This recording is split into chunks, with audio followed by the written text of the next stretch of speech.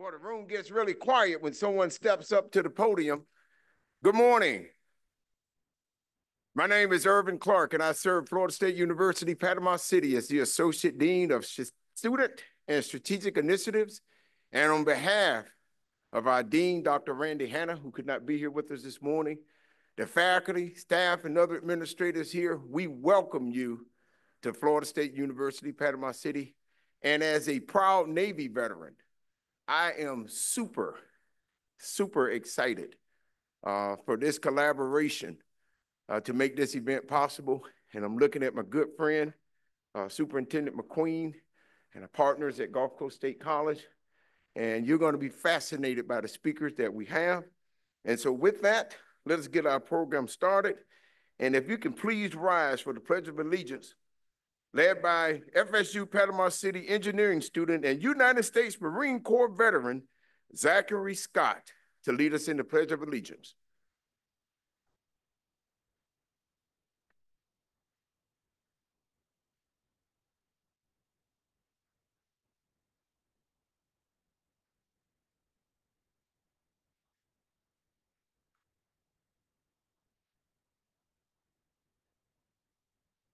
I pledge allegiance to the flag of the United States of America and to the republic for which it stands, one nation, under God, indivisible, with liberty and justice for all.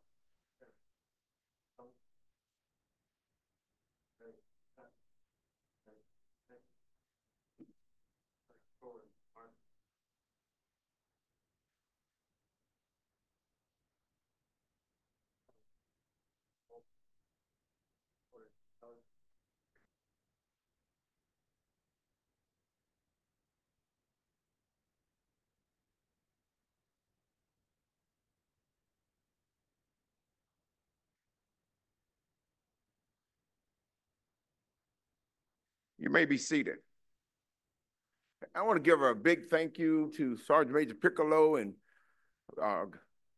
for posting the colors, Mosley High School. They did a fantastic job, and Zach, thank you very much. At this time, I'd like to invite our special guests to the stage for their brief remarks. I'd like to welcome Mark McQueen, Major General, United States Army, retired, Superintendent, Bay District Schools. Also, Commander Mosi, active duty, NAS Panama City. And last and certainly not least, Colonel Chris Bergtholdt, Commanding Officer, Tyndall Air Force Base. Thank you.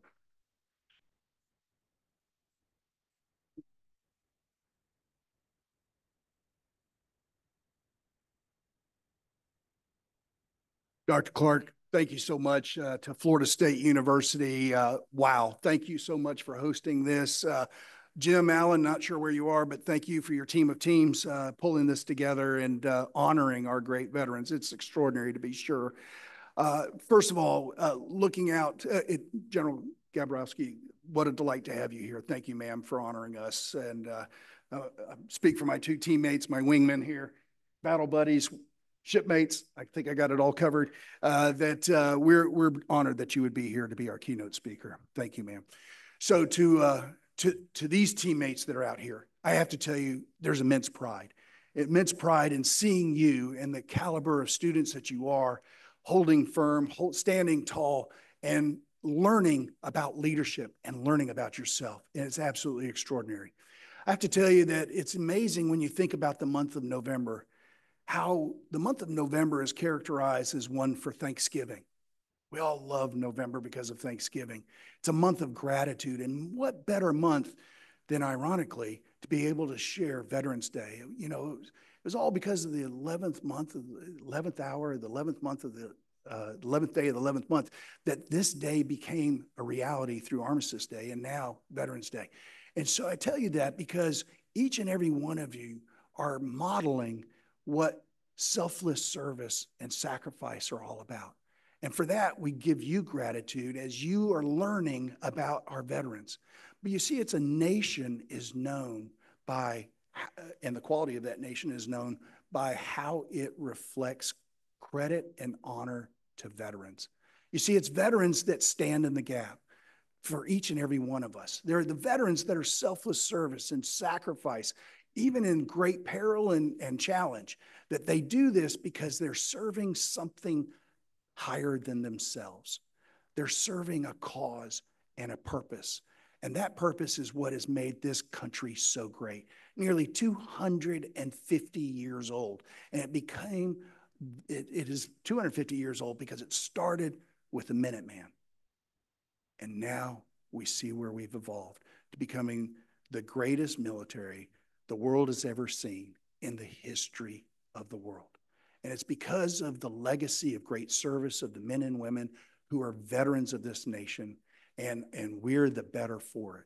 We can go to sleep at night because we have people standing watch and standing in the gap. We can serve in communities because we have veterans that are pouring in their skills that they gained in the military into their civilian careers. Twice the citizens, each and every one of those veterans. So it's an honor to be here as we recognize Veterans Day, as we recognize those who have given so much for all of us. And to that, I thank you, to our junior ROTC teammates, for what you're doing to carry on with the colors of your respective services. Thank you so much.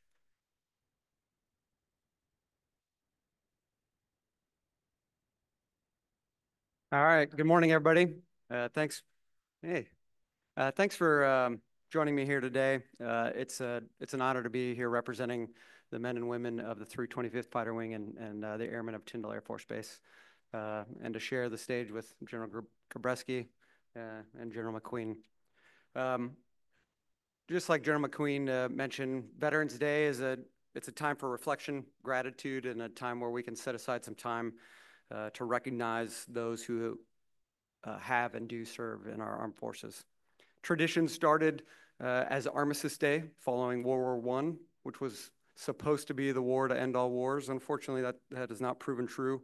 But in 1954, President Eisenhower changed the holiday to Veterans Day to honor not just those who served in combat and in World War I, but those who have served in our military, whether in combat or not. Today, most Americans have little interaction with those of us in uniform. It's not because we're shunned or looked down upon, as has happened in our past history, but it's because just 1% of our population currently serves in our armed forces. So if you take this room right now, let's say there's 300 people in here, just 3 would raise their hand to serve and to sacrifice. Consider that 10% of the population served during World War II, and almost the same number served during the Vietnam War. And that small percentage bears a significant responsibility. If you happen to take some time to think about our veterans today or over the weekend, I'd offer these 3 things to think about. First off, many veterans have made the ultimate sacrifice in battle.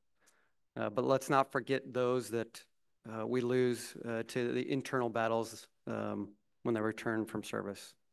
Second, whether a service member has served in combat or whether they serve in a combat role or function, they sacrifice many comforts most of us are unwilling to endure. Moving away from family, moving frequently, or deploying to austere locations. My point here is that it's not just those, it's that just serving is a sacrifice and selflessness in and of itself. Good example is Airman Wells here. At 20 years old, she volunteered to serve in the Air Force. She left Ohio, went to basic training and then tech school, and then got assigned to her first base at Nellis Air Force Base outside of Las Vegas. Consider Ohio versus Las Vegas. 2 pretty different locations there. Finally, I'd offer this is that now more than in a long time, countries like China, Russia, Iran, and North Korea are proving why a strong military and members who are willing to serve and sacrifice are so important to us as a country, but also to the free world. Finally, I'll close by saying again, thanks for having me here today. It's a privilege to serve, and it's a privilege to be here with you to reflect on our veterans. Thanks.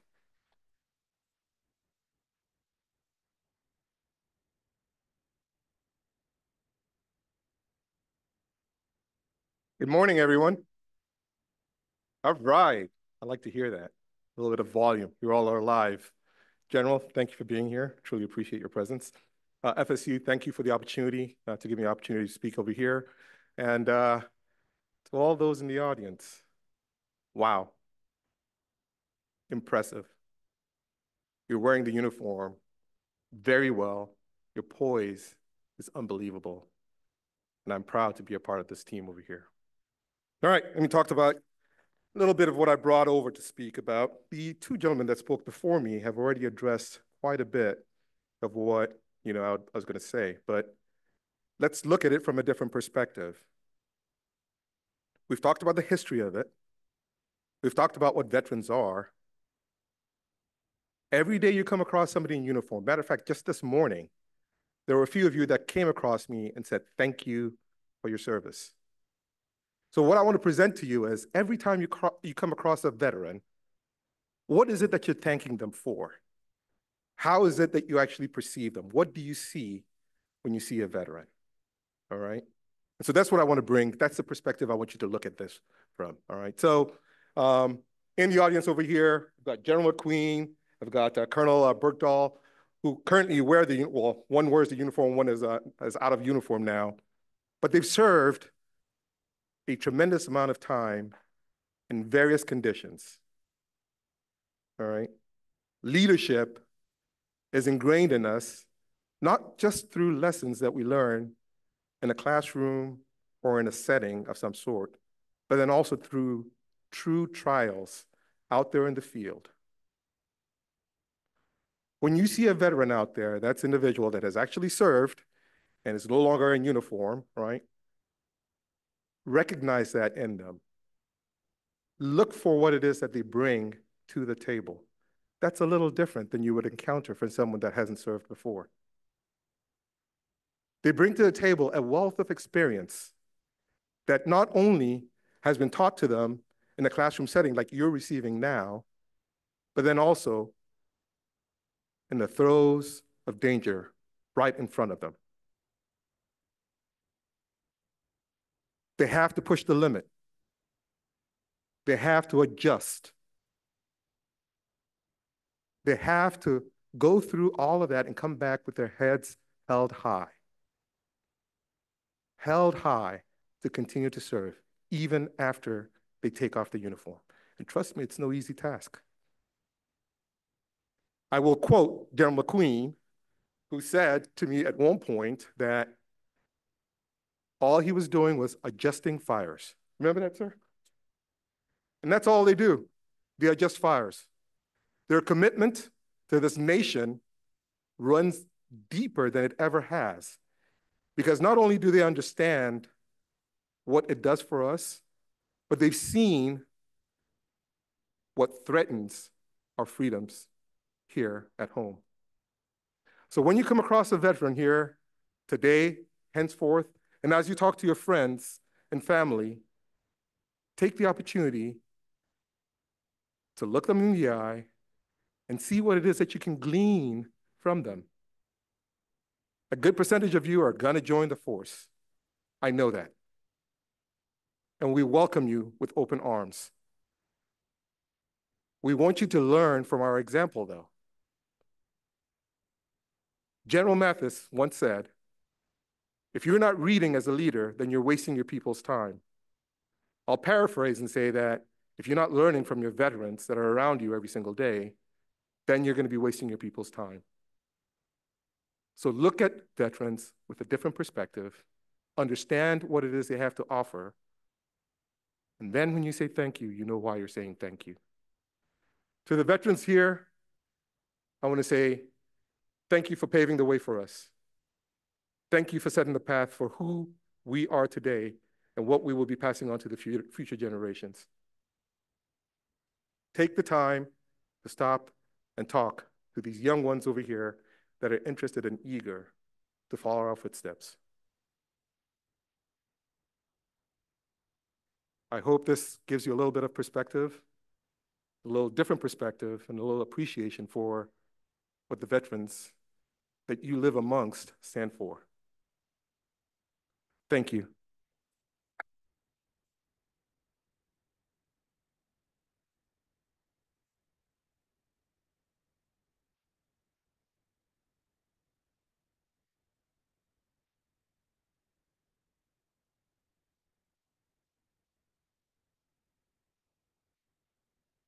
General McQueen, Colonel Bergtholdt, Commander Mosi, thank you so much for your comments.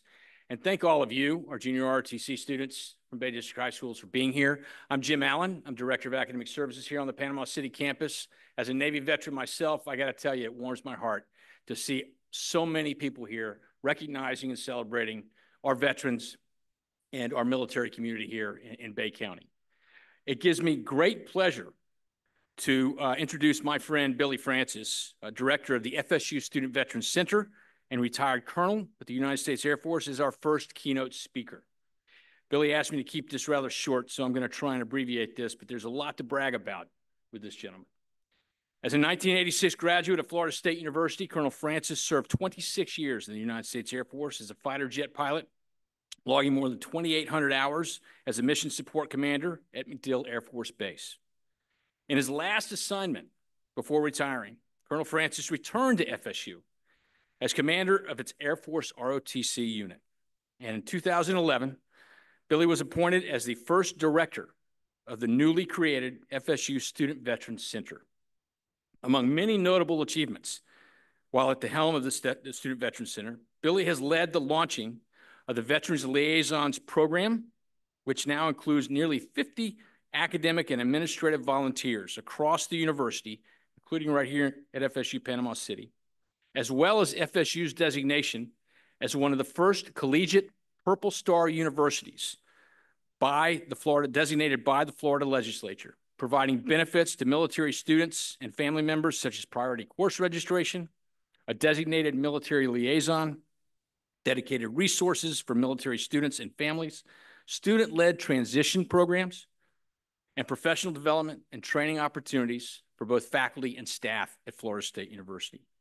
Billy also serves as the director of the FSU Veterans Alliance, and in 2022, he was inducted into the Florida Veterans Hall of Fame by unanimous vote of the Florida Cabinet.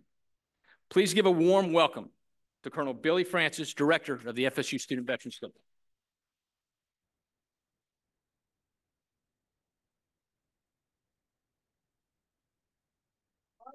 I want to thank my brothers and sisters that are here, and the veterans that we talked about. Thank you guys. But I want to take a minute and I want to recognize veteran spouses. Any veteran spouses in the room? Veteran spouse, stand up. If you're a veteran spouse, stand up.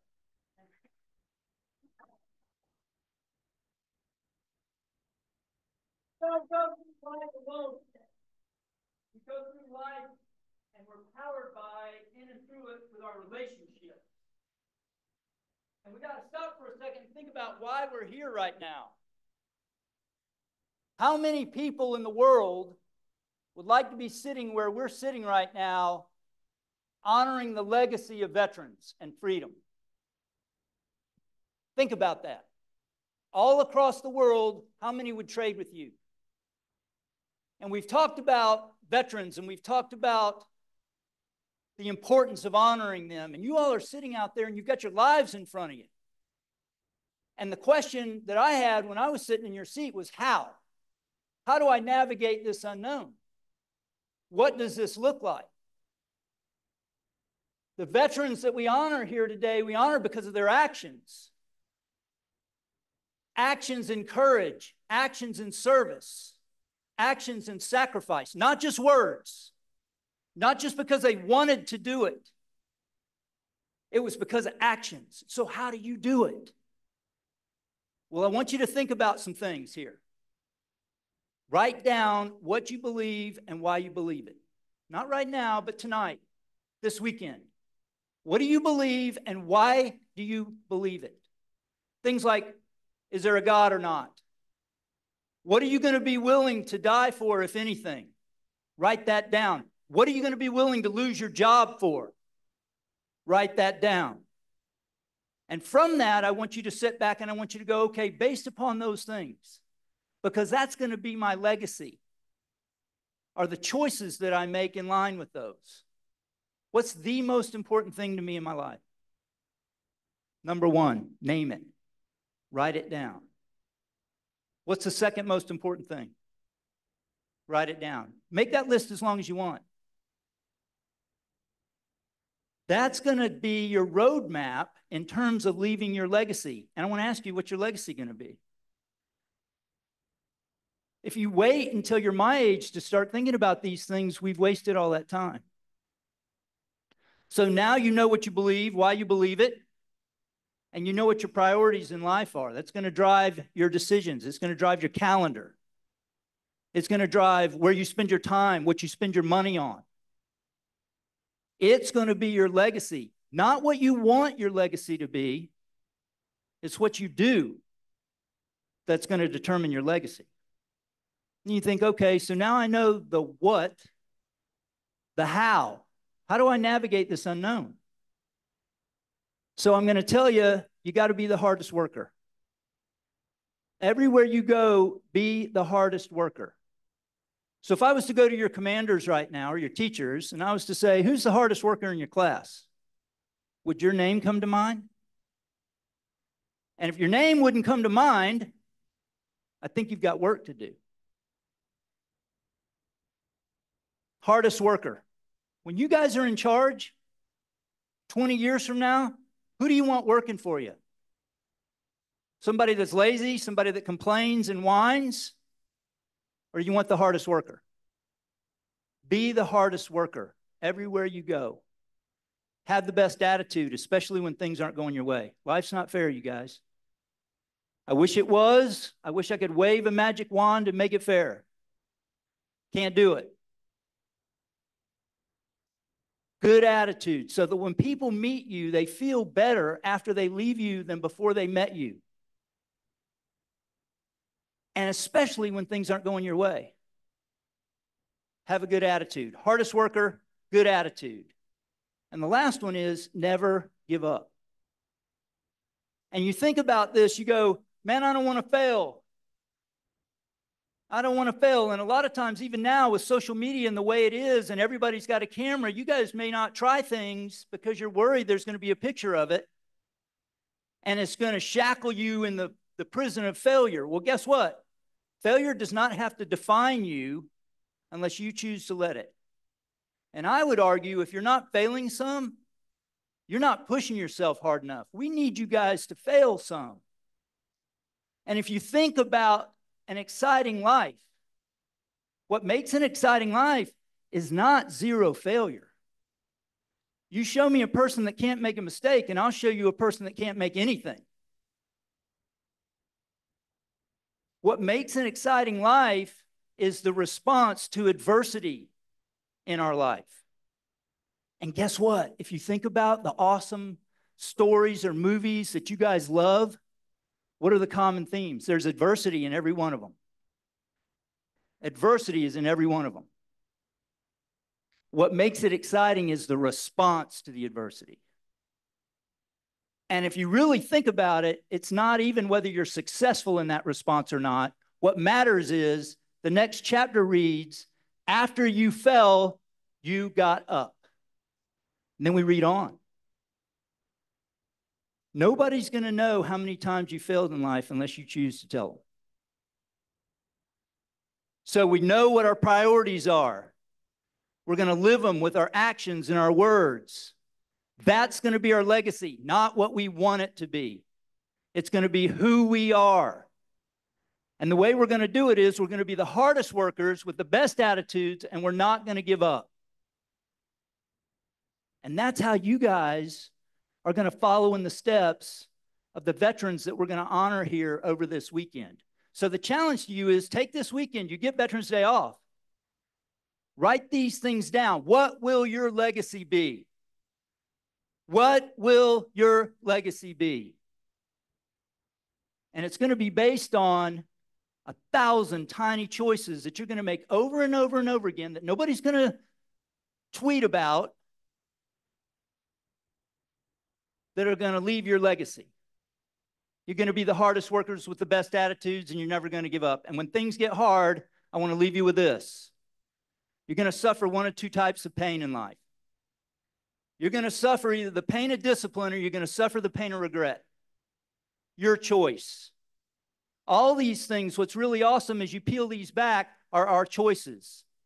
How hard we work, our choice. My parents don't choose that for me. My boss doesn't choose that for me. It doesn't matter where I'm from, how rich I am, what my faith is. I choose how hard I'm going to work. I choose my attitude.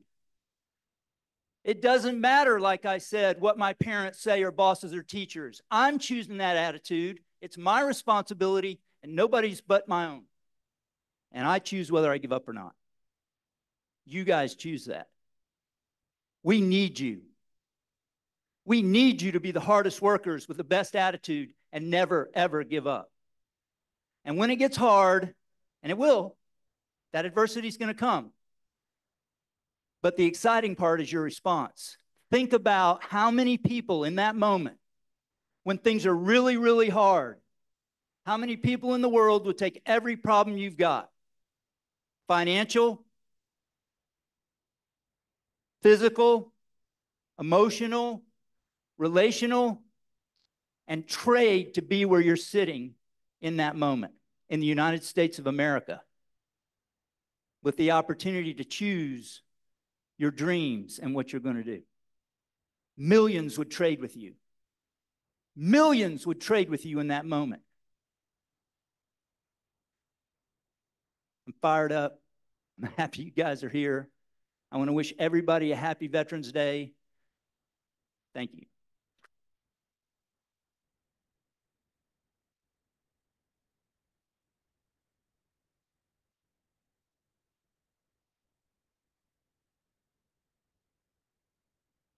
The question, what is your legacy?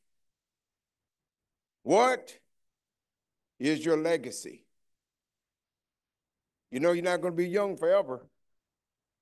Not long ago, at least I felt like it, right over there in a little country town called Greensboro. But in a little while, you're not waiting until tomorrow to live your lives. What you intentionally do and intentionally not do will absolutely dictate your future. And now, Billy, man, I got chills. He's a great speaker, Jim.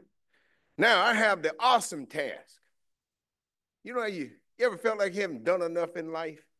When you read someone else's bio, I kind of got that feeling.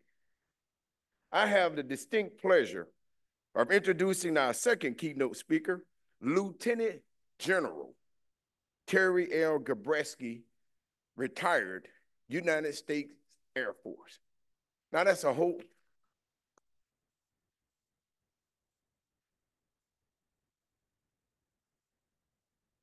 And when I was at the Pentagon during the Reagan administration, working up under Caspar Weinberger, Secretary of Defense, and I was just a little lonely E4, Superintendent McQueen, and all I said is that's a whole lot of brass.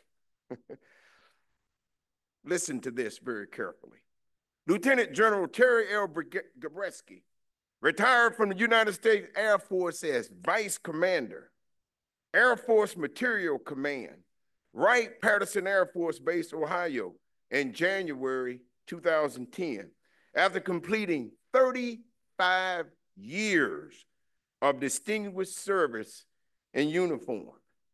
As the Vice Commander of the AFMC, she helped formulate policy and guidance for over 83,000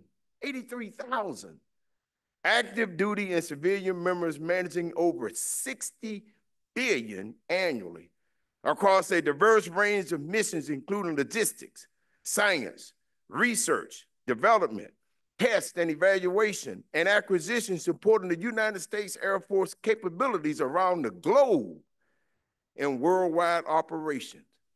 Now, somebody said, man, that is a huge job. That's a big job.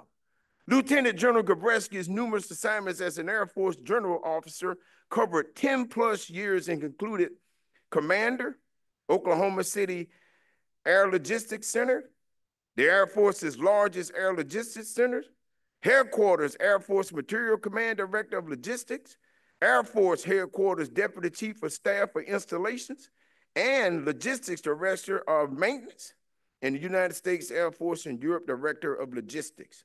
She served in multiple overseas assignments, establishing close working relationship with the air forces of the nations in the Pacific, and Europe.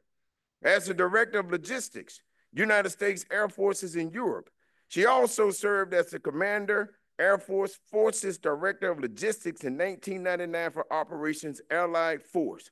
This is air war over Serbia, directing support across the entire theater for 530 aircraft at 25 bases and more than 29,000 sorties. The power of one person serving in our United States military. Vision yourself. She's retired. That could be one of you. You're our future. And since retiring, she hasn't stopped. She has an honorary doctorate degree from Michigan State University. After retiring, she has consulted for several organizations to include Pratt & Whitney and Northrop Grumman Corporation. She has served on National Museum of the United States Air Force Heritage Board and served as a member of the Air Force Scientific Advisory Committee. And she's currently an adjunct member of the RAND Corp, as well as the member of the Falcon Foundation Board of Trustees and the Bay Defense Alignment. You know, I wouldn't dishonor her by cutting short all of her amazing credentials.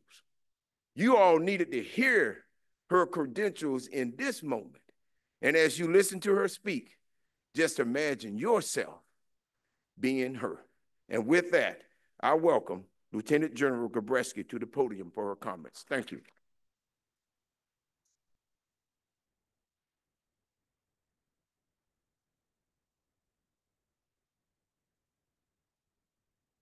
Hey, thank you. Appreciate it. So, we had to have a little box here so y'all could see me. So, Dr. Clark, thank you so much for that gracious introduction. Distinguished guests, ladies and gentlemen, it is a real pleasure to be here today to talk to you. You know, as you've heard and as you know, next Monday, November 11th, is Veterans Day. This is the day that our country sets aside to honor our finest heroes, in the words of President Ronald Reagan. And I know you guys don't remember him. They are the men and women who defend our country and preserve our peace and our freedom. Today's world situation gives us even more reason to think about what these special heroes mean to us. Again, in Ronald Reagan's words, our current heroes carry on with the same dedication and valor as their colleagues before them. And if we remember their dedicated service and their valor, and that they defend our freedom, then we understand that they put their lives on the line for this. So we might enjoy justice and liberty. Their sacrifices then will not have been in vain. This is our duty to remember them. So today, I'd like to share some thoughts on veterans and Veterans Day. As a reminder, I spent 35 years in the Air Force as an aircraft maintenance officer, primarily maintaining fighter aircraft and taking them all over the world to do the important work of employing air power. So as I saw it, our primary job was to provide mission-capable aircraft to our aviators for combat and for training, and to do that today, tomorrow, 6 months, whenever our nation calls. Maintainers do that 24/7 in the weather, day and night. And aviators literally bet their lives that we're good at what we do every day. This environment tempered my whole approach to life and leadership, and particularly to the examples that I'm about to share with you. And my message today revolves around inspiration. When we think about veterans, a lot of images come up, and you've already heard some of those today. Bravery, selflessness, patriotism, sacrifice. When I think about veterans, I'm inspired. And I'm inspired for many reasons. I'd like to share 3 of those with you all today. First, I'm an Air Force brat. And I know we have military brats in the audience. My dad was a 30-year Air Force veteran, a fighter pilot and test pilot who fought in Korea and Vietnam. Additionally, my mom was a veteran. She was an Air Force nurse joining the military when very few women joined. So that was a big deal for me. In addition to my parents, my dad's uncle was an Army veteran who served with General Patton at the Battle of the Bulge. He inspired my dad and later inspired me. Now, my parents were my inspiration, as I said early on. As we moved from assignment to assignment, I watched my dad tackle some of the nation's most important issues. He tested the predecessor to the SR-71. He helped lead the United States Air Force Academy through its first cheating scandal. And as I said, he went to war in Korea and Vietnam. I watched my family, like the family of all veterans, deal with whatever the country needed from our military members. So one of my first sources of inspiration came when my dad was the wing commander of the 31st Tactical Fighter Wing at Homestead Air Force Base. This was during the Vietnam War, and I was a student at Louisiana State University, go Tigers, and loved coming home on my breaks from school. First thing I would do is I'd walk in the house, put my bags down, and race out to the end of the runway to watch the F-4 fighter jets take off and land.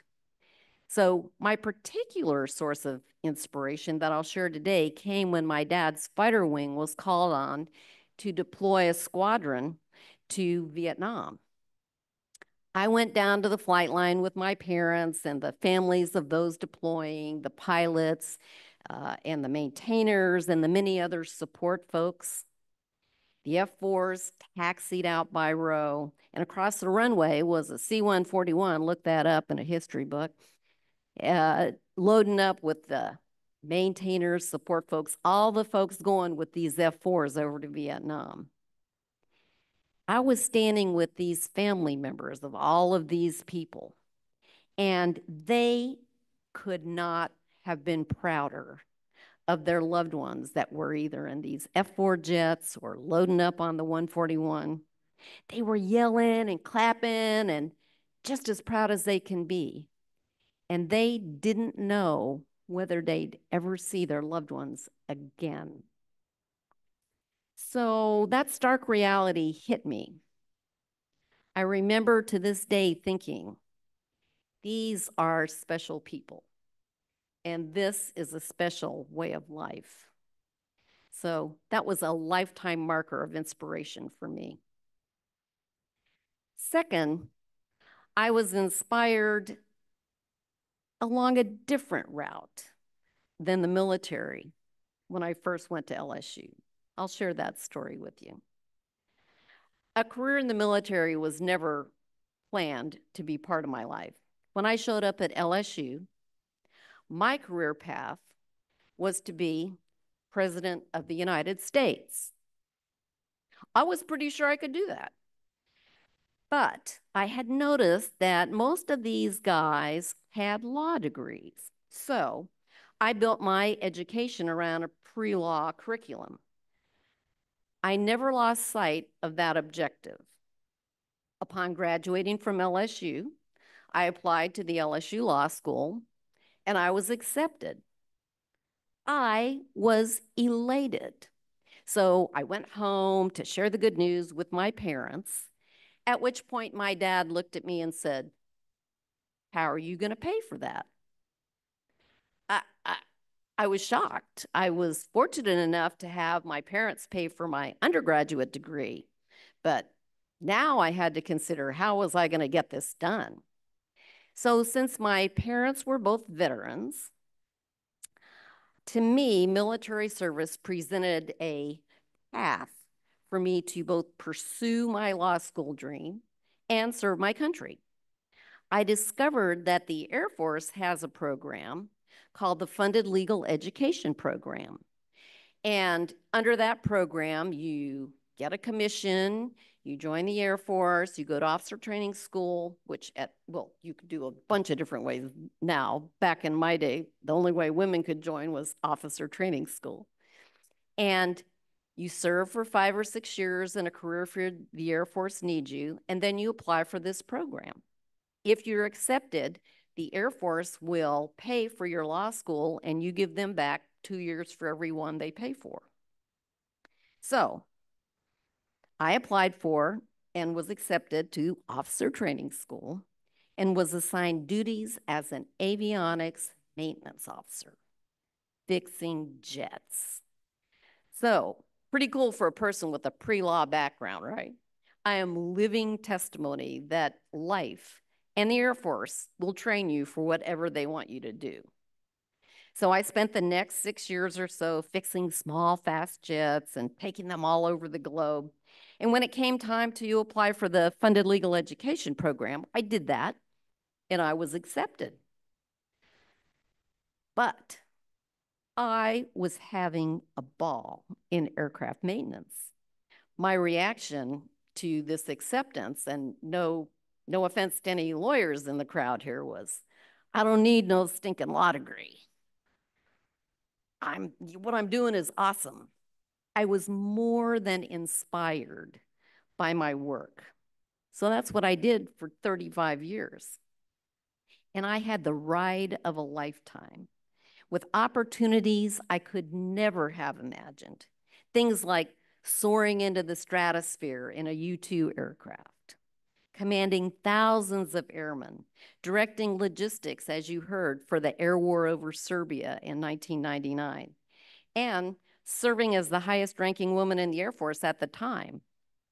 It was a career I wouldn't trade for anything. And while not yet President of the United States, that's still on the table. The third thing, but not the least, that inspires me is that we are an all-volunteer force. Up until the 70s, we relied on the draft to bring men into the service. In 1973, we became an all-volunteer force. It is extraordinary that today, men and women willingly volunteer to serve our country in this most perilous line of work. Where do we get these brave young Americans? Well, in the words of President Bill Clinton, such men and women can only come from a nation that remains true to the ideals of our founding fathers. Today's veterans follow in the footsteps of those who came before them. From our battle for independence to those who braved the trenches in the war to end all wars. And clearly, they inspired successive generations.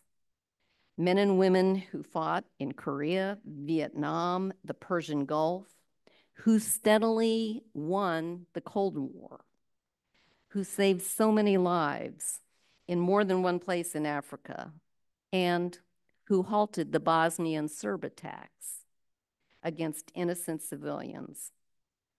And men and women who, even as we gather here today, safeguard the frontiers of freedom with their courage, commitment, and their confidence. And they are doing this as part of our all-volunteer force. Today's American military is the best that it's ever been. Today's military, folks, in the words of Lieutenant Colonel Randolph White, reminds us that this is the life they've chosen. It's not risk-free, nor is it always easy.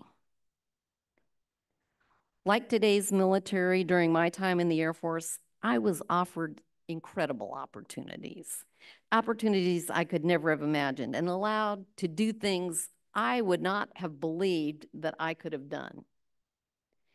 These men and women are given trust and responsibility at a very early age, far beyond their years. These experiences form who they are in uniform and out of uniform. These experiences make them exceptional members of our communities, serving even as their time in the military is over. That's inspirational. So my message today is to remember their patriotism and their commitment to our country and to its future. Each time our country has called on our citizens to serve, the best have come forward. We can and should take the opportunity on Veterans Day in particular to remember their gift to us. Veterans know better than anyone else the price of freedom. Many bear the scars of war, and we can offer no better tribute than to protect what they have done for us. That is our duty.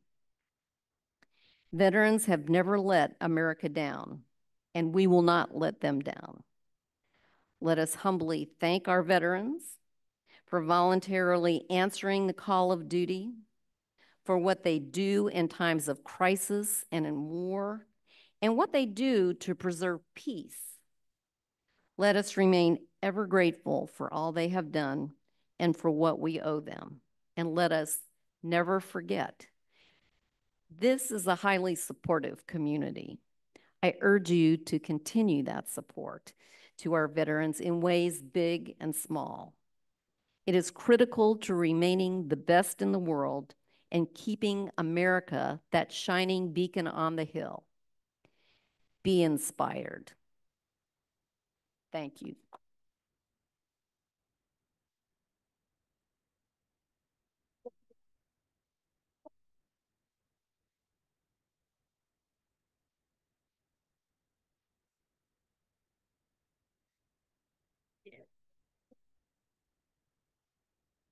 Thank you, General Gabreski. We really appreciate that. And now I have to follow General Gabreski. So that's a little hard act to follow. But these speeches have been awesome. It's been a great day here, and I appreciate y'all coming out here. I just want to say a few things to my students out there. You have been awesome. Superintendent McQueen, so well behaved, and we really appreciate you letting them come here today. So what I want to say, though, is we do have scholarships, and we do want you all to come back and see us again. The tour you had today was a short mini version of our tours, so it's an honor to have you guys here. And I just want to tell you, so we have a couple tours. We have a Northwest Floridian scholarship that we're given. How many seniors do we have out there in the audience? Okay, great. So if you apply here, you're admitted, you're automatically going to get a $1,500 scholarship. If you have really, really great grades, you're going to get a $2,000 scholarship. So we definitely want you to come out and see us again. We can talk more about that. We also have something else called the PC Promise, which any student whose family makes less than $60,000, you're going to get free tuition from us. So please think about us as an option. On November 13th at dinner time from 5 to 7, we have an engineering dinner. So you're welcome to join us, and the ladies out at the table out front there will be able to talk to you more about that. So now it's time for lunch. So we would like to invite all attendees to make their way to the hallway outside. Okay, before you move, hold on one second. Grab a box of lunch. Courtesy of Bay District Schools and Chartwells. So after that, you're going to make your way back to your seats so we can commence the Student Veterans discussion panel, okay? So come back here. So what we're going to do is we'll start with the first 5, 6 rows here. You can make your way out this door, and then you're going to come in the back door, okay? Thank you.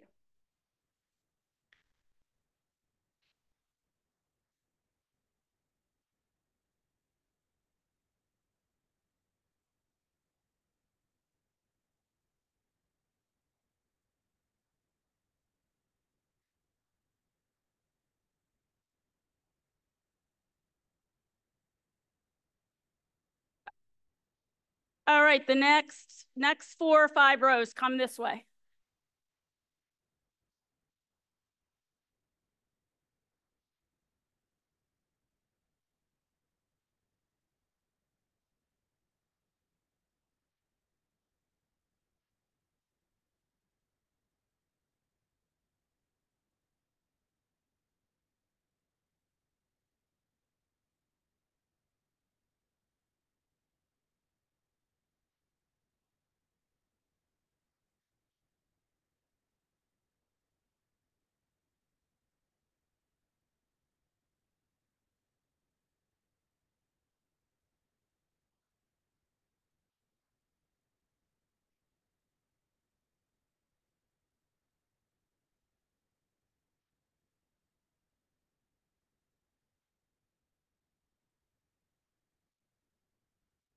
Okay, the back 5 rows on the left-hand side, the back 5 rows on your right, the right-hand side, your right, my left.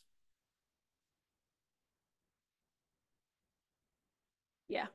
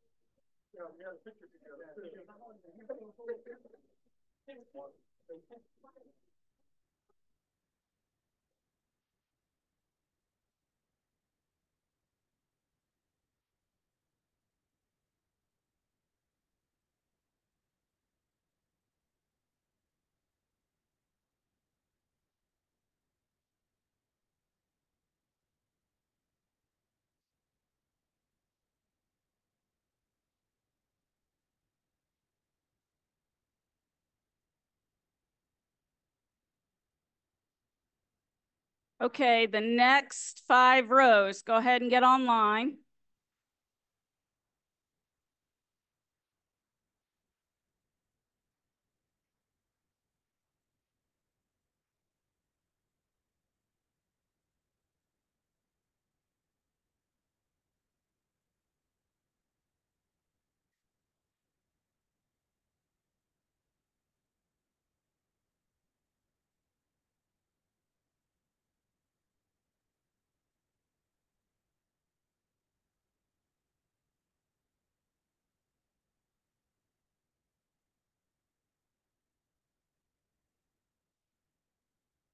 Yeah, in a minute. I'm gonna play that.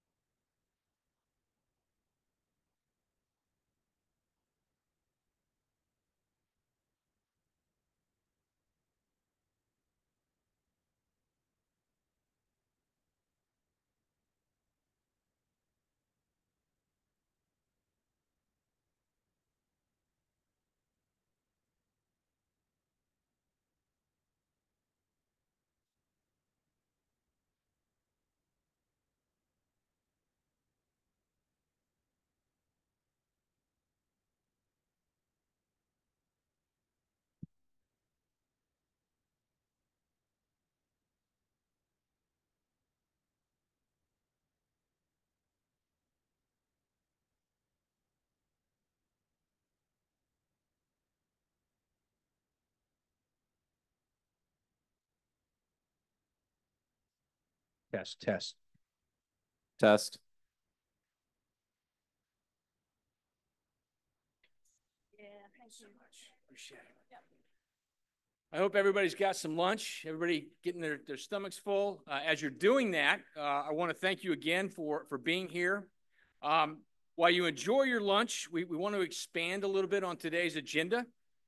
And by providing some valuable insight on the experiences of student veterans on a college campus. Many of you here today may be giving some thought to what your plans are immediately following high school. And while military service may be in your future, furthering your education would also be a recommended goal.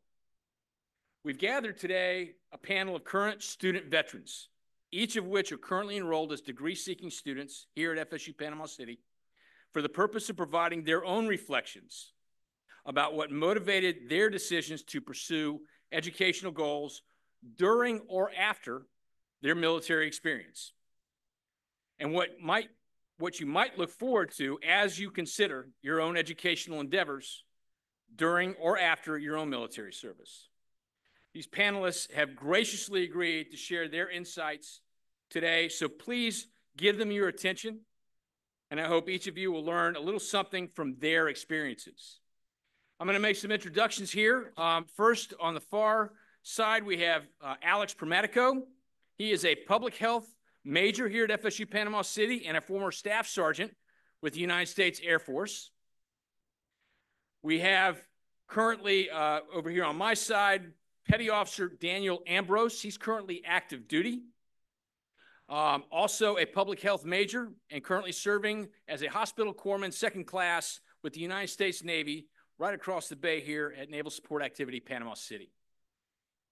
Also, we have Max Sison, a commercial entrepreneurship major. Max was a former enlisted staff sergeant in the United States Air Force before transferring to the United States Navy's Officer Candidate School and retiring as a lieutenant commander after 24 years of service. Thank you all for your service today, and thank you for taking the time for your busy schedules to speak with us today.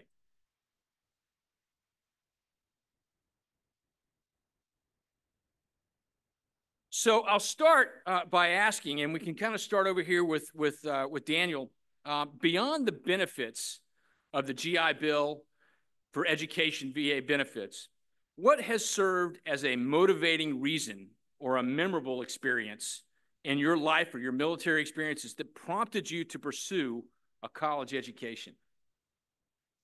Yes, Jim, thank you for the introduction. So as you can probably hear, I'm not actually from America. I'm from the UK. Came over here to America in 2008 to take care of my grandpa. He had Parkinson's disease. So he was actually kind of the reason that I joined the Navy and the reason that I wanted to pursue a career in the medical field. My grandpa was a Chief Warrant Officer 5 in the Navy. So that was the reason that I joined the Navy. And obviously the reason that I wanted to pursue a degree in medicine was because I wanted to further change the difference in other people's grandparents, you know, being able to take care of them just like I did whenever I moved here. So I joined the Navy as a corpsman, just like Jim said, which is in the medical field. So I've had the pleasure of working with many different providers, so doctors, PAs, NPs, nurses, all sorts of different people within the medical field to help people. And due to that, I wanted to make a difference and do the same.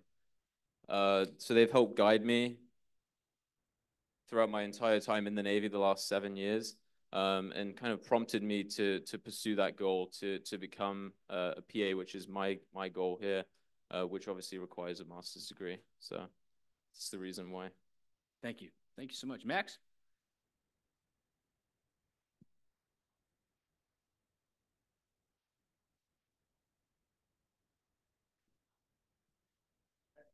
She's there. All right. Appreciate you coming today. What a great campus. Look behind you. Look at that view. Wow. What an amazing view. So, hey, why am I here? I'm using my GI Bill. I'm an old guy using my GI Bill. These younger guys are here using their GI Bill also, or tuition assistance while they're active duty. But I'm here at college, and I picked the FSU Panama City campus. It's just an amazing location. So really blessed to be here. Blessed to be speaking to you today. Back to Jim's question, probably half of you can't even remember his question. Daniel gave a great talk. You know, he's got some career expectations and aspirations. But, you know, why go to college? Early on, I figured out that going to college, you make more money. Also, you have a better quality of life. So that was a big reason. Started off enlisted, had a great experience enlisted in the Air Force, flight line, avionics, maintenance.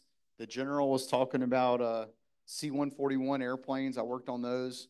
She also worked avionics. Said she had an opportunity to go to law school through the Air Force. Did she go to law school? No. Why not? She had a great time there, right? So I was doing the same thing, except I was enlisted.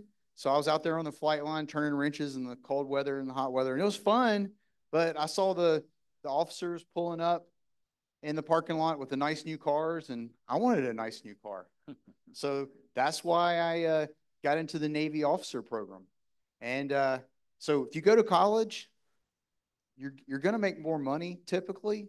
Statistics show that. Also, you're going to have an improved quality of life. So that's to answer Jim's question. You know, a lot of it goes back to quality of life and financial. Thank you, Max. Appreciate it. Alex, what stood out as a motivating or memorable experience that prompted you to pursue education? All right. So real fast, I just want to say Arnold, ROTC. I actually went to Arnold, and I was in ROTC, commander and top.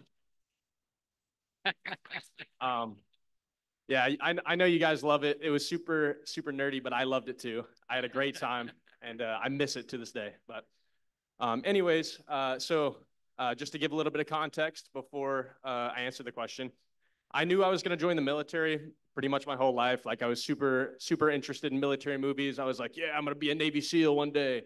And then I got fat, and I didn't become a Navy SEAL.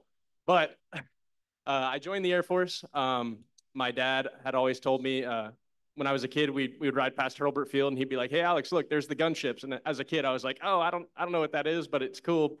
And then I found myself on a gunship one day.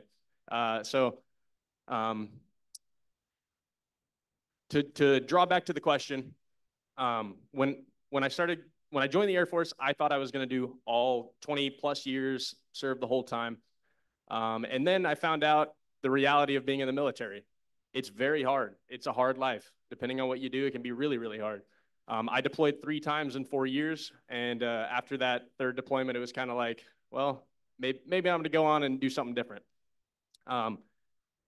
Before I get to the last bit of my answering the question, a lot of people join the military with this mindset of, I'm joining just so I can go to college. And I didn't join with that mindset, but what I can tell you is a lot of the people that I met that have that mindset, they were kind of stinkers, you know? They were there because they were getting their college paid for. They kind of just skirted by, didn't do everything they could. And my advice to you is if you want to go to college and you're going to join the military, know what you're signing up for.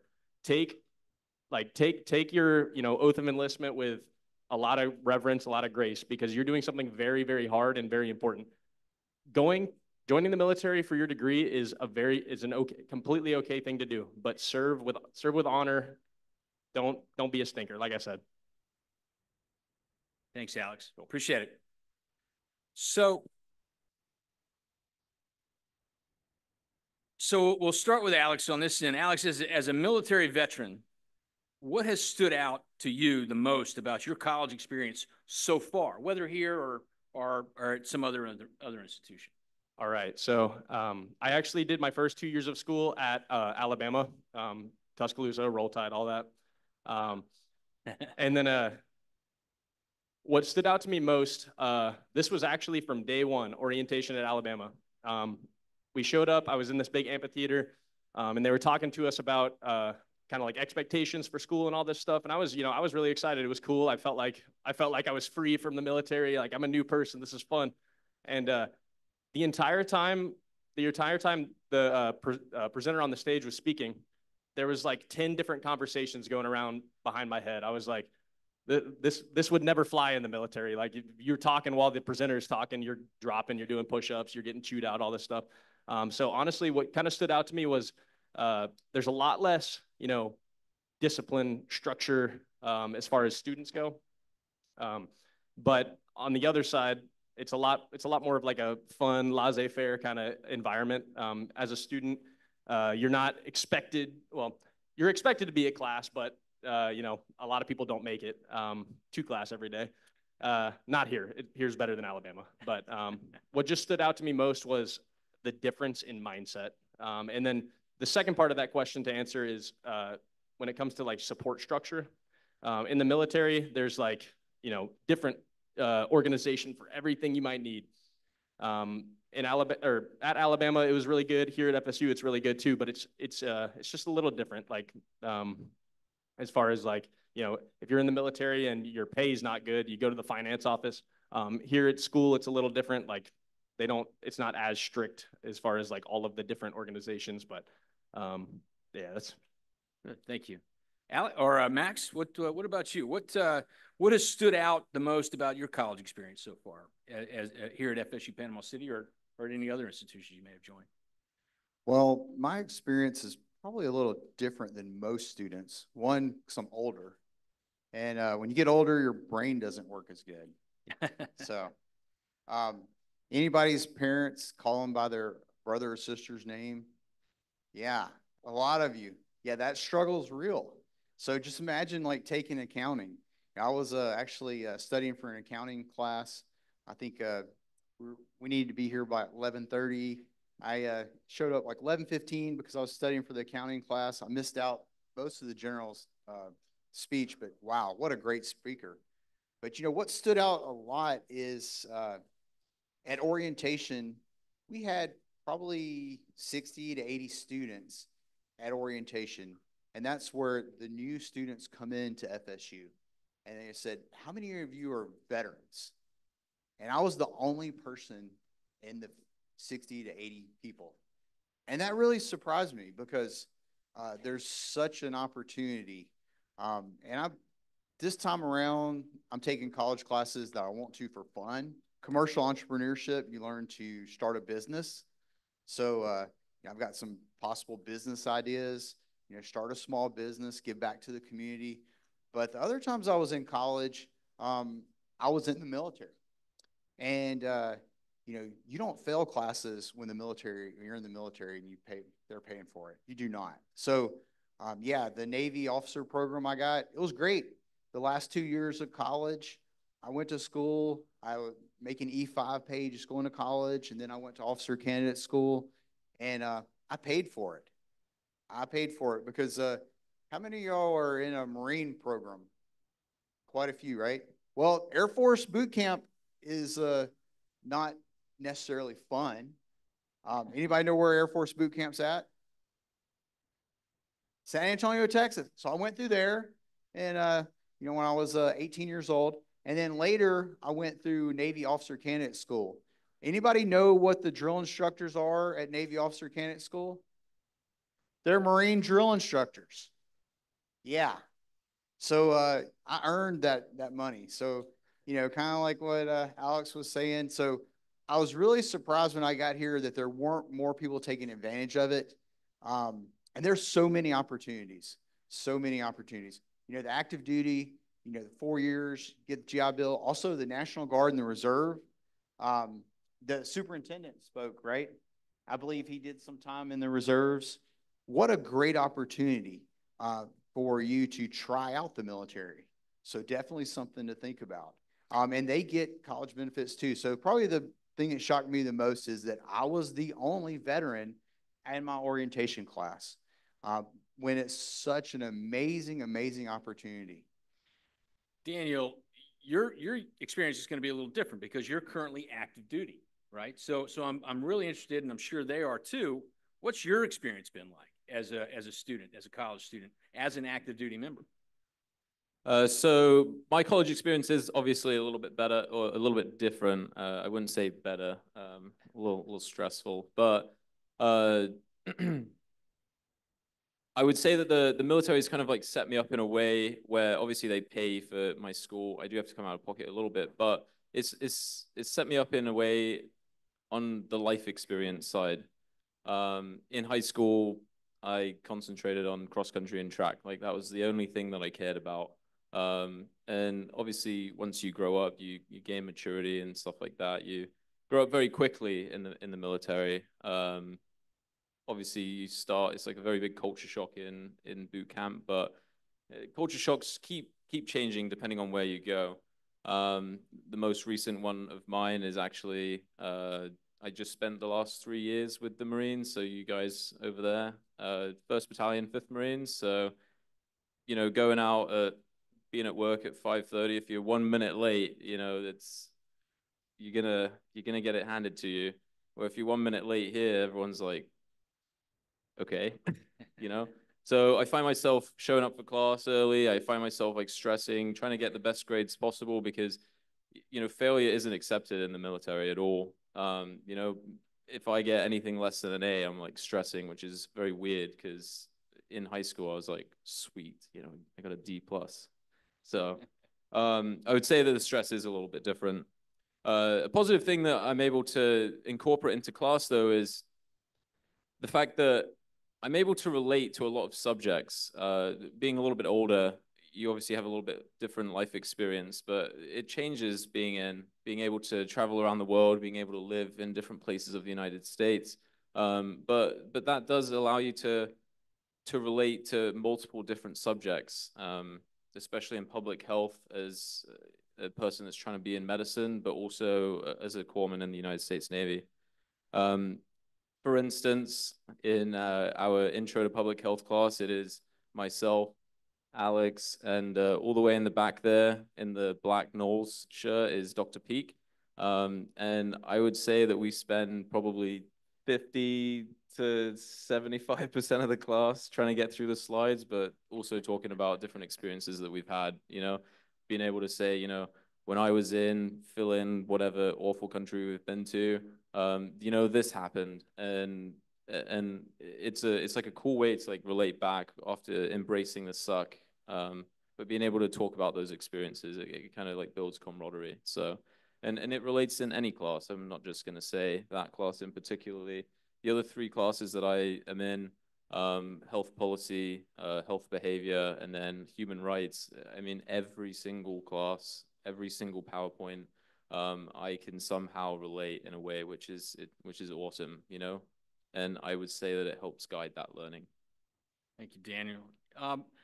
You know, leadership is a very important aspect of our military service. It's something that all of you are going to be taking out of your military experience someday as well. So Max, I'll start with you. I'm kind of curious, as an officer or a retired officer during your service, has your own leadership experience influenced, or has it not influenced, your educational experience or decision-making at this point in your college career? Oh, great question. Leadership. Some of you probably had to write some papers on leadership. Sometimes it's used as a buzzword.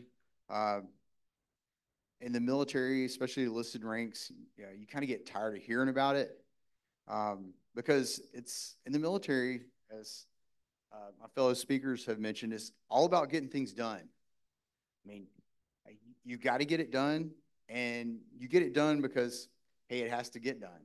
So it's pretty much that simple. I mean, you don't do a 9-month deployment in Iraq and, make it through without learning some leadership abilities, just getting through day by day. So those leadership abilities, translate to the classroom naturally when you have group work. I mean, you know that, hey, we've got a group, we've got to get this done. Kind of like Daniel said about wanting to get the A. I just find that having been in the military, you understand, like, all right, we've got an objective. How are we going to get there? How are we going to accomplish that objective? And that sense of priority and that discipline just to get things done, that really, if you're in the military and you make it through boot camp, you're going to have some exposure to that. Thank you so much. Alex, what about you in terms of leadership? How has that influenced your college experience so far? All right, so you guys are already starting this journey. A huge part of ROTC is leadership. But just to give a little bit of background, in the Air Force, I actually, when I was at my active unit or my functional unit, I never had someone that was under me. I was never a raider on anybody. But in the last 2 years of my enlistment, I got sent to the schoolhouse at Hurlburt Field, and I was an instructor there. So I got the privilege to learn what it's like to be a teacher for the first time in my life. And that kind of gave me a little bit of perspective on what a good student looks like. And I can kind of put myself in that position now that I'm back at school. But there's a funny little saying in the military that if everybody is in a room together for a common objective and nobody's taking charge, and you notice that, guess what? You're the leader now. And that is very applicable to like group work here in school and stuff. Because you guys know, I don't even remember doing group work in high school, but nobody wants to really take charge. Nobody really wants to do group work, but it's part of school. So being kind of like older, having that leadership experience lets me kind of just like get plopped in a bit of group work and be like, all right, no one else wants to do this, so let's get it started, start assigning things and everything. But yes, I would say joining the military will absolutely set you up for future leadership in the rest of your lives. And Daniel, of course, again, as an active duty member, a little different from a veteran coming onto a college campus, right? You're currently practicing leadership as a second-class petty officer in the Navy. How has leadership really influenced your experience in college so far? So a saying that I like to say is you actually learn most from the bad leaders in your life than you do the good. Whenever you get treated terribly, you learn that you don't like stuff like that. So you take that into your notepad, into your book of life, and you strive yourself to not treat others that way. So obviously, throughout the 7 years in the military, you're going to have good, but you're also going to have bad. So I would say that it has shaped me as a leader in a positive manner, being able to implement those experiences in my life throughout college, throughout my home life, throughout my life in the military as well. I would say right this second, I am not practicing much leadership. The base that I'm on, or the command that I'm in, I am unfortunately one of the lowest ranking guys as an E5. My bosses are 06s, so it's kind of a nice refresher where I don't feel too stressed. But back with the Marines, I was in charge of 185 guys. I was the senior line corpsman for 1st Battalion 5th Marines Weapons Company. So like their livelihood, their medical relies strictly on me and the 9 corpsmen that were underneath me. But being able to make decisions and fight people that, not fight, but like verbally fight people that were even above me, it creates courage, and it allows you to kind of like stand up for yourself and others, which I feel like is a positive experience. But I would also say that leadership has affected me in a different way as well, where as a corpsman, the leadership that was in charge of me were also the people that I was striving to be. The way that it kind of breaks down is the officers are nurses, PAs, NPs, doctors, DOs, stuff like that.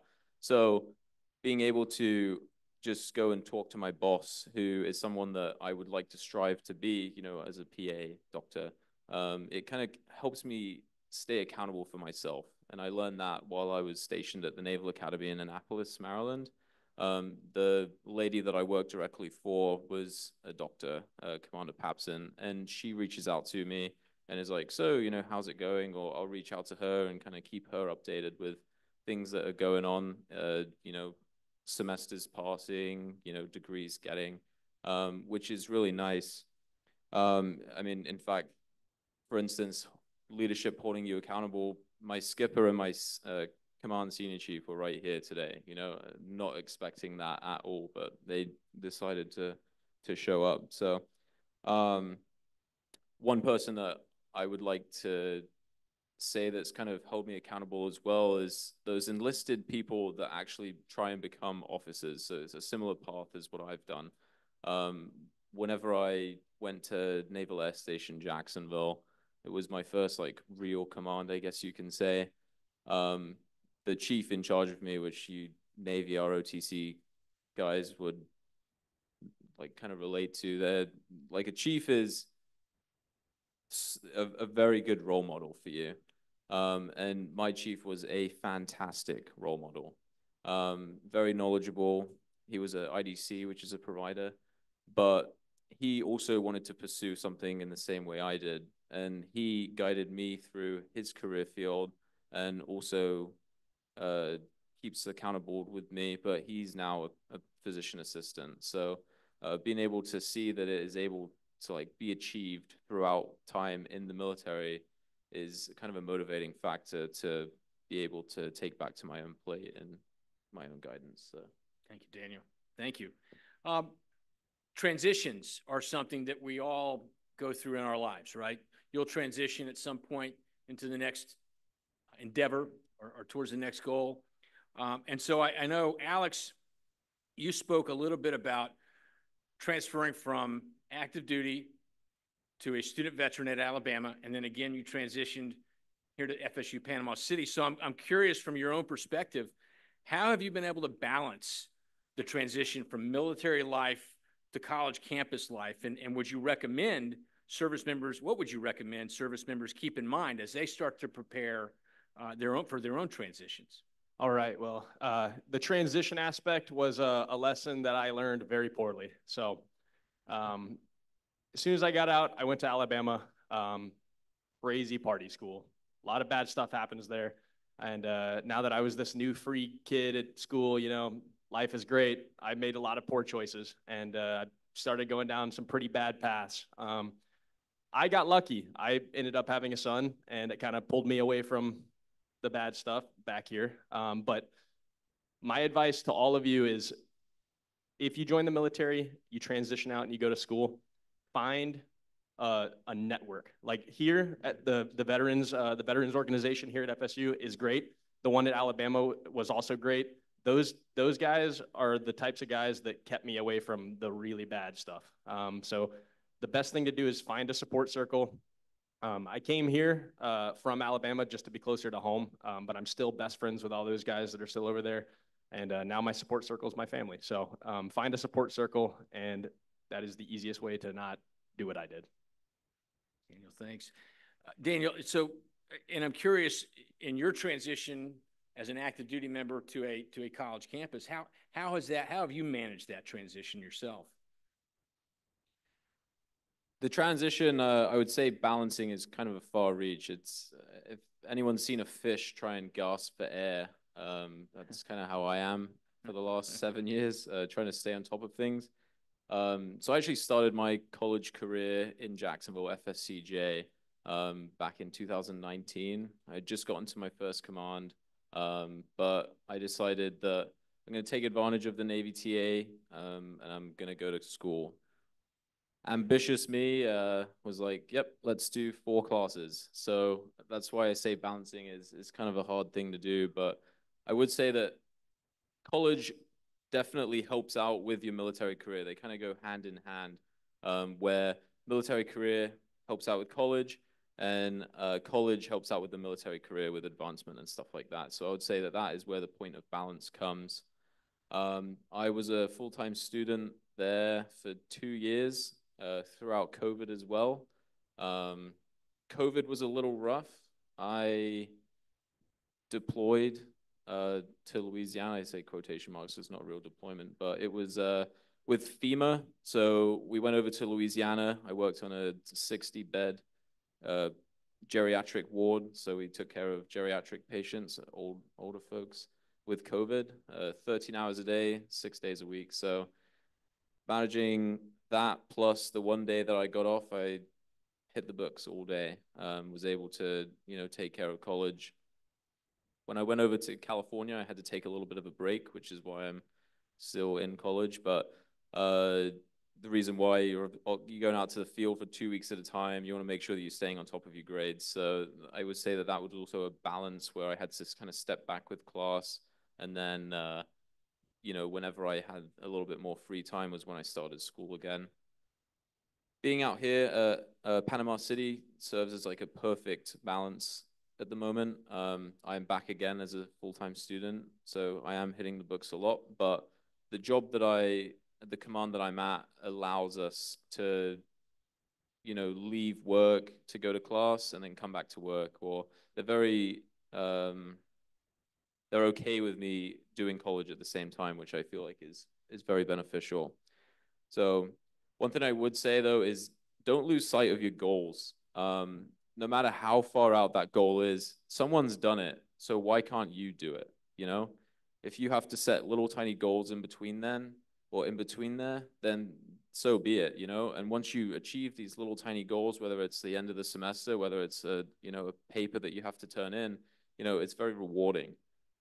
So I would say that that is the biggest thing that allows me to balance and stay motivated is don't lose sight of that goal. So thank you. Max, you've seen a lot of transition in your both in your career and then as a student veteran as well, right? You went from enlisted to the officer corps and then continue to pursue your education. So what would you recommend students keep in mind as they prepare for their own transitions? Yeah, students here today, you're about to go through a pretty big transition. I mean, you've had transitions before. You went to elementary school to middle school. But it was pretty structured and safe, and then middle school to high school. Once again, is a little scarier, changing up classes, things like that as a transition. So, I was in the same spot. These guys, their transition, from high school to military to college is a lot closer to your age range. But I did the same thing. I was a 17-year-old. What am I going to do with the rest of my life? I think the most important thing is to have a plan, and your plan will change.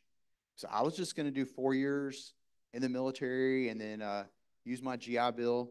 But 4 years, 5 years into the military, had an opportunity to get into a Navy officer program. So I'm enlisted in the Air Force, and they're like, "Oh, we'll pay for your college degree. All you got to do is go to college for 2 more years, and you're getting paid while you're there. All you have to do is go to classes." I had taken some classes, kind of like Daniel too. So I was like, yeah, I'll try this. So it was a transition from enlisted military to the officer program.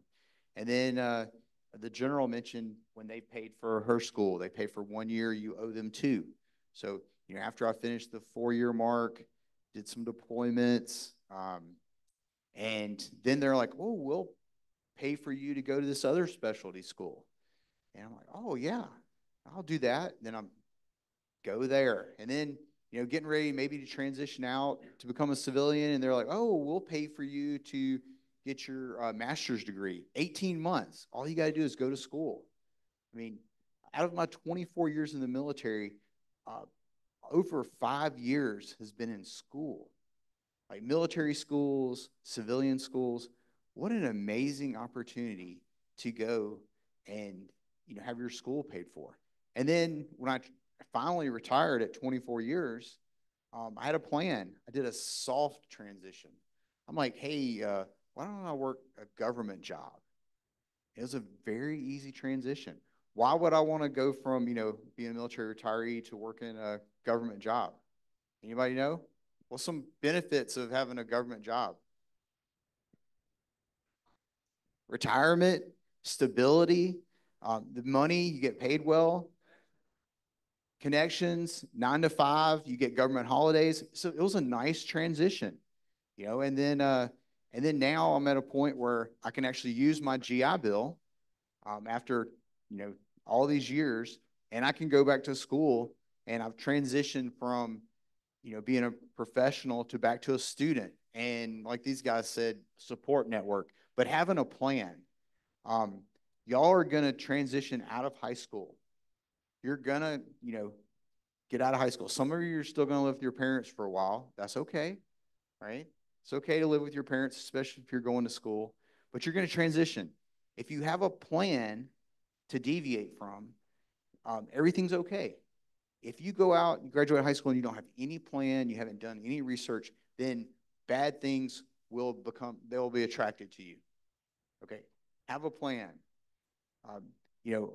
24 years in the military, led a lot of people, had a lot of 18 to 24-year-olds work for me.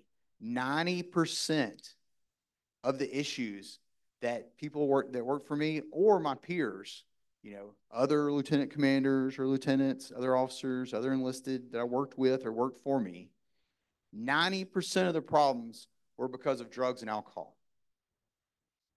If you can have a plan and transition and stay away from drugs and alcohol, you will be better off than so much of the population, and you will get things done.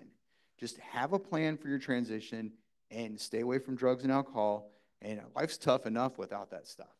So that's the key points on transitions. Have a plan. At least have something to deviate from.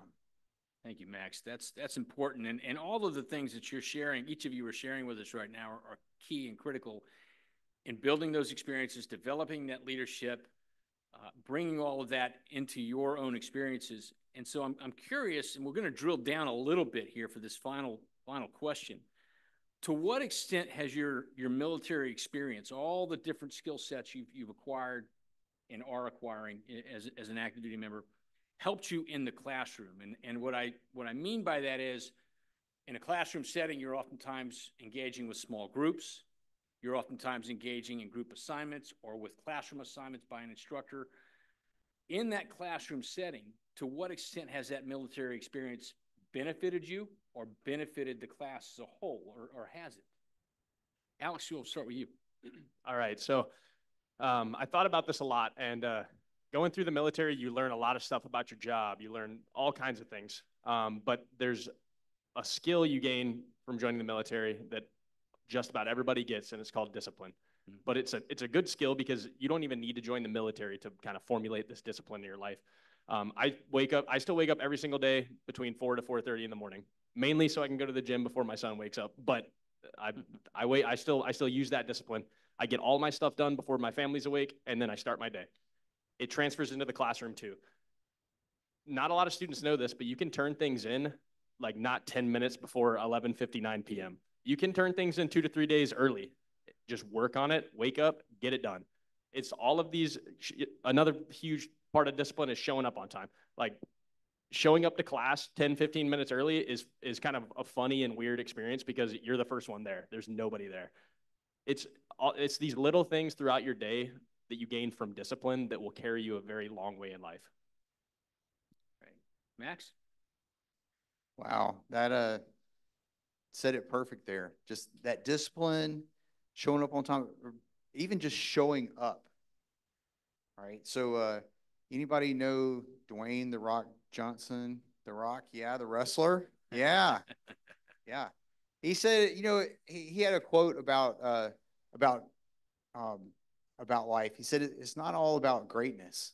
It's about consistency. Consistency.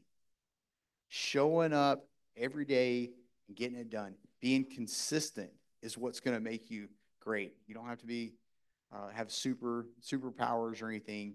Your superpower can be just showing up and participating. And when you show up and participate and you show up on time, the college professors really appreciate that. And then I think you were talking earlier about sidebar discussions. When, you know, these other students are having sidebar discussions and you're like focusing on the professor or you're taking notes, they appreciate that. And you learn that in the programs you're in right now in high school. And then also you learn that in the military. You learn to show up and participate, and that will carry you a really long way. Daniel? Relating back to Alex and Max, discipline is huge. It's something that obviously is instilled in you throughout the time, but it doesn't leave, and it's very odd. An experience that I had was actually yesterday. I had to get a procedure done where they shoved 2 tubes all the way up my arm. I'm not a drug addict, by the way. This is from yesterday. And they shoved these tubes all the way up, you know, into your heart, all the way through your heart, into your lungs, just to, you know, check out pressures and SpO2 and stuff like that. But the entire time that I was in there at the hospital, you know, I feel like if I would have just transitioned straight from high school to college, I wouldn't have sat there and in the hospital bed been trying to do homework, or I wouldn't have sat there, you know, asking how long it's going to be so I can try and make it to my 3:30 class yesterday.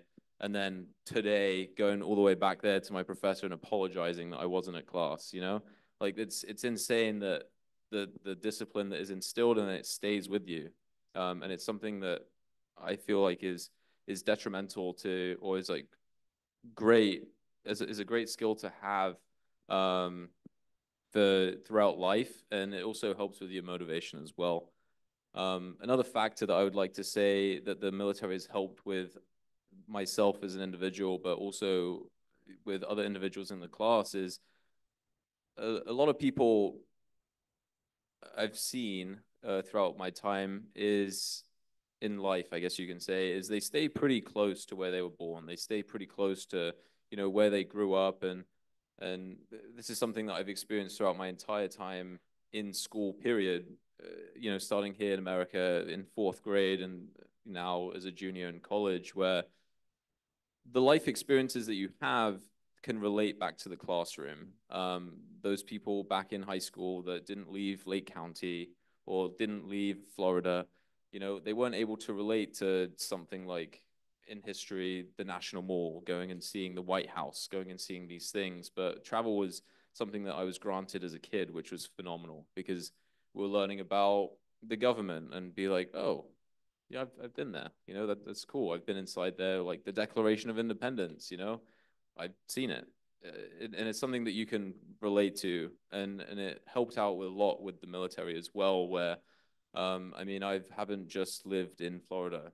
You go basic in Chicago, you go down to school in San Antonio, Texas, you know, I went over to Annapolis, Maryland, and saw how the students over there were treated, down to a Naval Air Station in Jacksonville, out with the Marines in California, and then now back here with the divers in Panama City. Like even driving across the country, the deployments that I've had in Guam and Japan, you know, you experience different cultures.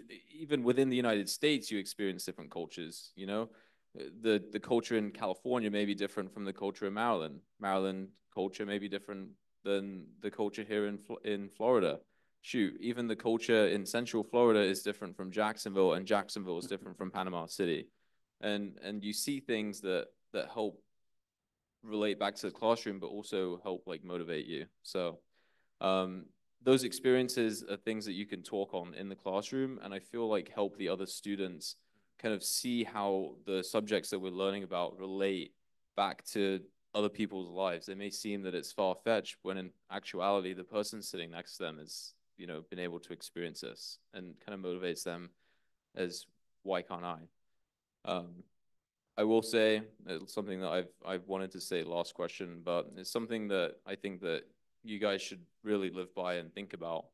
Obviously the military is hard. It's going to put you through a lot of stresses. It's going to put you through the ringer per se. Like I've had lots of good experiences, but on the opposite side, I've had lots of bad experiences too.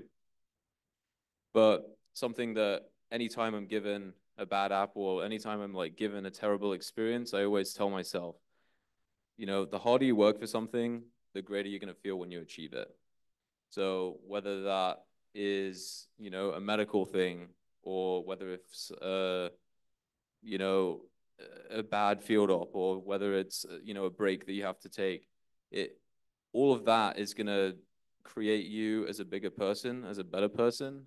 And whenever you're walking across that stage and you're receiving your degree, you're going to feel a whole lot better than the person that just went high school, cool, 4 years of college, their terrible experience, maybe losing in beer pong, or I don't know, you know, having a bad coffee at Starbucks. So they can't really relate to something like that. So I leave you with that. Alex, Max, Daniel, thank you, each of you, for sharing your insight with everyone today. And we really do appreciate your experiences. And I know the audience is going to also resonate with what you were able to share with them. So thank you so much. And thank you for your service today as well. Let's give them a round of applause, please.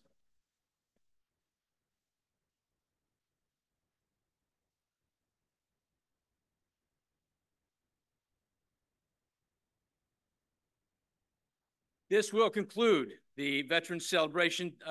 This will conclude the Veterans Celebration for today. Right after this, though, before you leave your seats, I'm going to hand you back over to Susan Hogg. She's going to help guide you guys outside for a big group photo. So just wait for that announcement, and that'll be coming very soon. Thank you so much for being here today. All right, everyone, just listen to me for 1 second. You guys have been so awesome, and we really appreciate you coming. So what you're going to do is you're going to exit and go to the back for go to the back for a picture. Then you can run to the restroom if you need to, and then you can just hang out back until your buses are ready to come, okay? Please throw your trash in the trash cans. Thanks again.